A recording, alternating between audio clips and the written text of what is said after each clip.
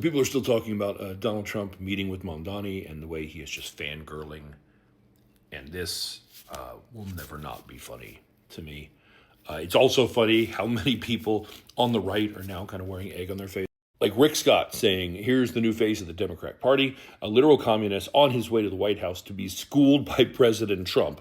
And then Donald Trump generated the ultimate get you a man who looks at you like meme, which led AOC to respond to Rick Scott and say, guess that didn't work out the way you thought it would, which is very funny. But this isn't the only thing that happened. There's some very important things that have happened even today that I don't think are getting attention, so let me talk about one of those. For example, today, a judge tossed the criminal charges against James Comey and Letitia James. A federal judge threw out the criminal charges against James Comey, the former FBI director, and Letitia James, New York Attorney General, on Monday after finding that the prosecutor President Trump handpicked to bring the cases had been illegally appointed.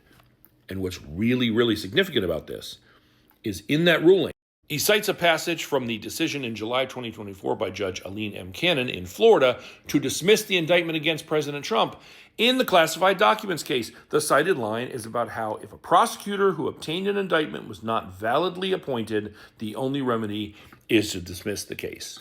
This is another good for the goose, not for the gander situation, where Trump was like, ding, wrong, kangaroo court, and then literally turned around and tried to do the same thing that he had just argued was wrong, or I should say his legal team had argued, because he thinks the rules apply to thee, but not to me. That's his lot in life. He just lost big, and it's created a situation where it'd be hard to bring charges against at least James Comey again because of like statute of limitations and stuff. So this dude's taking L's all over the place, except I think he's sundowning and just wants to think about that handsome fella that gave him some attention the other day. So